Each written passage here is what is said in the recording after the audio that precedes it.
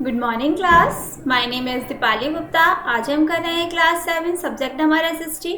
Chapter चल रहा है हमारा 10, जिसका नाम है उष्णकटिबंधीय तथा उपोष्णकटिबंधीय क्षेत्रों के में जीवन। ठीक है, हमने इसमें अमेजन बेसिन में जीवन पढ़ लिया था। फिर नेक्स्ट हेडिंग थी हमारी गंगा ब्रह्मपुत्र बेसिन में जीवन।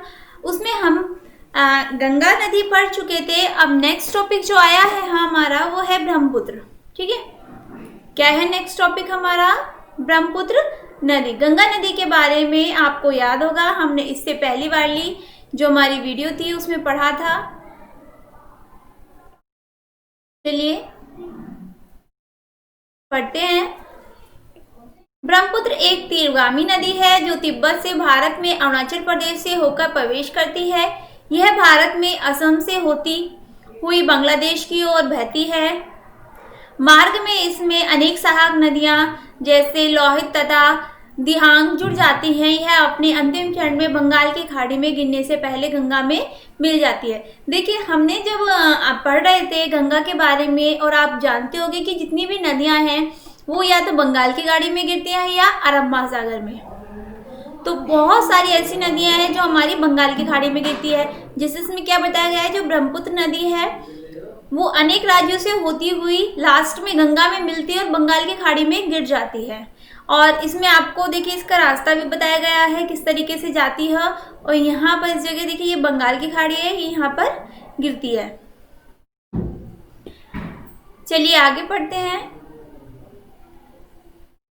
गंगा व ब्रह्मपुत्र नदी साथ साथ विश्व के सबसे बड़ा डेल्टा कौन सा है? सुंदरबन डेल्टा शब्द निर्माण करती है, जिसे सुंदरबन डेल्टा कहते हैं। देखिए इस चीज को नोट कीजिएगा कि आपको क्वेश्चन आ जाता है कि सुंदरबन डेल्टा का निर्माण कौन करता है? तो गंगा ब्रह्मपुत्र मिलकर सुंदरबन डेल्टा का निर्माण करती है। यह डेल्टा भारत तथा बांग्लादेश में स्थित है। कहाँ पे स्थित है ये? भारत और बांग्लादेश में। आपको बताया गया था बांग्लादेश में गंगा को क्या कहते हैं? पद्मा।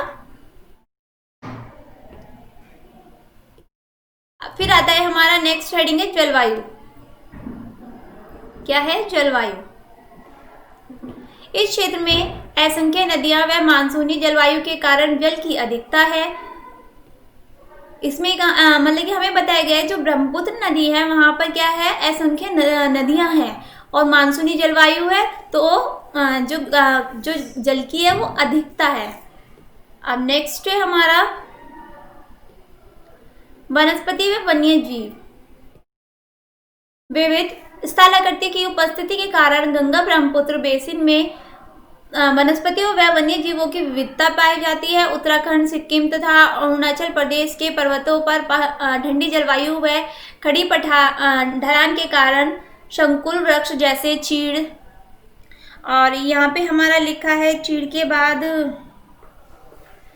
देखिए देवदार होगा, क्योंकि जो पहाड़ी इलाके होते हैं वहां पर चीड़ के और देवदार के वृक्ष अधिक पाए जाते हैं तथा फर पाए जाते हैं। देखिए आपको पता होगा कि जैसे कुछ जंतु होते हैं, जंतु तो हमारे आ जा नहीं सकते, लेकिन जो पक्षी होते हैं वो मौसम के अकॉर्डिंग प्रवास कर जाते हैं। तो ऐसे ही जंतु होते हैं जो जलवायु उनके लिए अनुकूल होती है वो वहीं पाए जाते हैं। जैसे कुछ जंतु ठंडे इलाके में पाए जाते हैं, कुछ गर्म में पाए जाते हैं। तो जलवायु का वनस्पति तथा जीव जंतुओं पर बहुत गहरा असर पड़ता है। मैदानों में उष्णकटिबंधीय पर्णपाती वृक्ष जैसे टीक, साल तथा पीपल उगते हैं। ब्रह्मपुत्र के मैदानों में एक महत्वपूर्ण वनस्पति है। ये दोनों नदियां अपनी गति के अंतिम चरण में मैंग्रोव वन के लिए अत्यधिक उपयुक्त है। अब नेक्स्ट है हमारा इस क्षेत्र का वन्य जीवन भी विविध है। यहाँ हाथी, बाघ, हिरन, बंदर, एक सींग वाला गैंडा, कछुआ, मगरमच्छ आदि की समानता देखिए यहाँ पे जो वर्ड है हमारा वो है सामान्य। ठीक है, सामान्य प्रजातियां पाई जाती है। नदियों में विविध प्रकार के जलीय जीव जंतु पाए जाते हैं। नदियों और बंगाल की खाड़ी में मछलियां अधिकता के कारण यहाँ के लोगों का महत्वपूर्ण व्यवसाय मछली पकड़ना है। आपने देखा होगा जहाँ पे समुद्र पास होता है या मछलियाँ, तो वहाँ पे मछलियों को अधिक खा, जैसे बंगाल की साइड में, कोलकाता की साइड समुद्र पास है, तो वहाँ के जो लोग हैं वो चावल या मछली इन खाद्य पदार्थों पे ज़्यादा डिपेंड रहते हैं। तो ऐसे ही है जैसे हमारे आसपास की जलवायु होती है या जो हमें सरलता से पाया जाता है, वो ही हमारे जीवन में खाने के लिए या वो हम उपयोग के लिए लाते हैं। अब है हमारा नेक्स्ट हेडिंग, कृषि व उद्योग। देखिए जैसे सामान्य स्थल है तो वहाँ पे यहाँ आप अपने चारों तरफ देखिए तो आपने देखा होगा कि यहाँ सामान्य है, तो यहाँ पे ऊबड़ खाबड़ जमीन या यहाँ की जो मिट्टी है वो बहुत उपजाऊ है, तो यहाँ पर ये लोग खेती अत्यधिक मात्रा में करते हैं। लेकिन जो पहाड़ी इलाके होते हैं और गंगा के समीप होते हैं तो वहाँ की जो मिट्टी होती है वो उसके अकॉर्डिंग खेती करते हैं। चलिए पढ़ते हैं क्या लिखा है।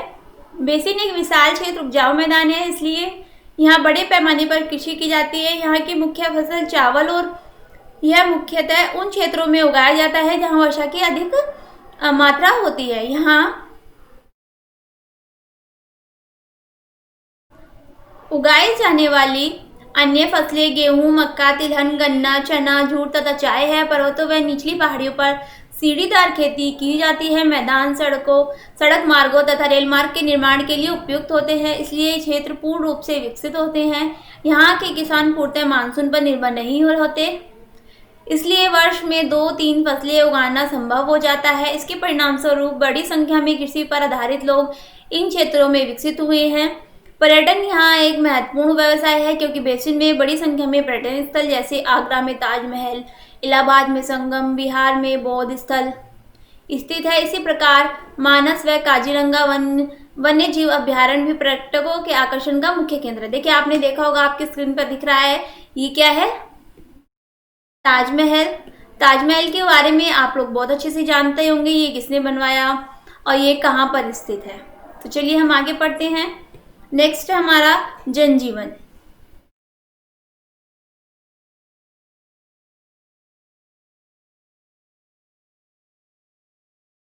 पर्वतों में जनसंख्या विरल है लेकिन मैदानों में जनसंख्या घनी है। आपने देखा होगा जो पहाड़ी इलाके होते हैं वहाँ पे जनसंख्या तो रहती है लेकिन इतनी अधिक मात्रा में नहीं जितनी हमारे चारों तरफ मैदानी इलाकों में। यहाँ असंख्य नगर जैसे इलाहाबाद, कानपुर, वाराणसी, लखनऊ, पटना, कोलकाता, गुवाहाटी और आदि विकसित हुए हैं, किंतु इन नगरों में इनमें स्थापित उद्योग से निकलने वाले कूड़े करकट से नदियों को प्रदूषित किया है। कुछ स्थानों पर पानी पीना तो छोड़िए नहाने के उपयोग भी नहीं रहा है, इसलिए सरकार ने गंगा नदी को स्वच्छ रखने व इसे पूर्ण जलीय जीवों का जीवन संभव करने के लिए स्वच्छ गंगा परियोजना चलाई है। देखिए आपको पता होगा कुछ हमारे जो जंतु होते हैं वो पानी में पाए जाते हैं, लेकिन जो हमारी गंगा है या फिर आसपास के जो पानी के इलाके हैं उन्हें इतना गंदा कर दिया कि जो वन्य जीव जलीय जीव थे उनकी अत्यधिक मात्रा में मृत्यु होने लगी। तो उसी को सुधारने के लिए क्या प्रधानमंत्री ने कौन सी योजना स्टार्ट की, स्वच्छ गंगा परियोजना। नेक्स्ट हमारा यातायात।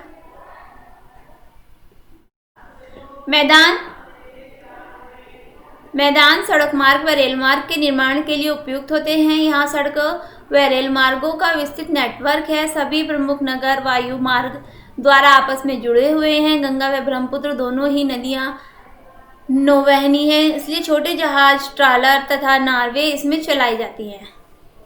देखिए यातायात ने बता दिया, जैसे आपने देखा कि जो मैदानी इलाके होते हैं वहाँ पे रेल मार्ग या बस वगैरह की सुविधा बहुत अच्छी होती है। इसमें यहाँ लिखा भी है कि मैदान सड़क, लेकिन जहाँ पर नदी पास में होती है या फिर तो वहाँ पे कहीं पे वायु मार्ग द्वारा हम यातायात करते हैं और कहीं पे जल मार्ग द्वारा। जैसे गंगा व ब्रह्मपुत्र दोनों ही नदियों में नौवहनीय है, यानी इसमें छोटे जहाज, ट्रॉलर तथा नॉर्वे इससे यात्रा की जाती है। ठीक है, तो ये चैप्टर हमारा यहीं पर ख़त्म होता है। इसके जो नोट्स हैं वो आपको व्हाट्सएप के माध्यम द्वारा भेज दिए जाएंगे। आज के लिए इतना ही, थैंक यू।